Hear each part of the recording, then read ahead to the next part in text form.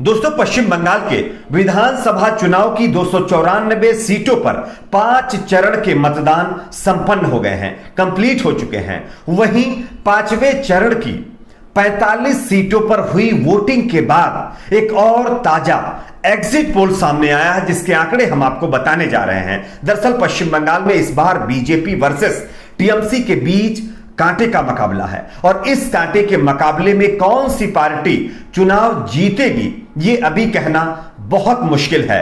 तमाम exit poll करने वाले जो विशेषज्ञ हैं वो खुद मानते हैं कि इस बार पश्चिम बंगाल में कोई बड़ा उलटफेर हो सकता है। या तो ममता बनर्जी क्लीन स्वीप करेंगी या फिर बीजेपी बाजी मारेगी। तो चलिए हम आज बात करेंगे पश्चिम बंगाल के 5वें चरण के 45 सीटों पर हुए चुनाव के बाद एक बड़े एग्जिट पोल के बारे में। इस 45 सीटों में से किस पार्टी के खाते में कितनी सीटें जाएंगी, इसके आंकड़े हम आपको बताएंगे। उससे पहले एक छोटी सी रिक्वेस्ट करेंगे, अगर आपको भी लगता है कि दोस्तों हमारे देश में होने वाले तमाम चुनाव बैलेट पेपर से होने चाहिए, तो आप इस वीडियो को लाइक करके चैनल को सब्सक्राइब जरूर कर लीजिए। सबसे पहले तो हम आपको बता दें कि पश्चिम बंगाल की 294 सीटों में 5वें चरण की 45 सीटों पर वोटिंग इस बार भी रिकॉर्ड तोड़ हुई है। लगभग 80% के करीब वोटिंग हुई है। लेकिन इस वोटिंग के बाद जो सर्वे के आंकड़े आए हैं वो भी चौंकाने वाले हैं। अगर हम 45 सीटों में से बात करें बीजेपी की, तो यहां पर बीजेपी के खाते में लगभग बताया जा रहा है कि 22 सीटें जा सकती हैं।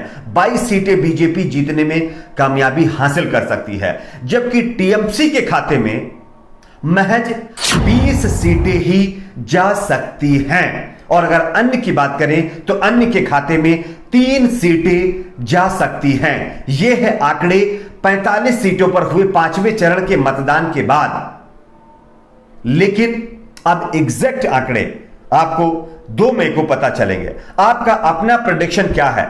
पश्चिम बंगाल में किस पार्टी के खाते में कितनी सीटें जाएंगी? खास करके 5वें चरण की 45 सीटों में से आप क्या मानते हैं? बीजेपी वर्सेस टीएमसी किसके खाते में कितनी जाएंगी?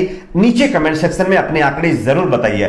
दरअसल हमने जो आपको आंकड़े बताए हैं ये इस आधार पर किए गए हैं क्योंकि 2019 के लोकसभा चुनाव में 5वें चरण की 45 सीटों में से बीजेपी ने लोकसभा चुनाव में सबसे ज्यादा सीटें यहीं से जीती थी। इसलिए बीजेपी का पलड़ा यहां पर भारी है और टीएमसी यहां पर लगभग बीजेपी के मुकाबले पिछड़ती हुई दिखाई दे रही है। ठीक है, आप अपनी राय को शेयर करें, वीडियो को लाइक, चैनल को सब्सक्राइब जरूर।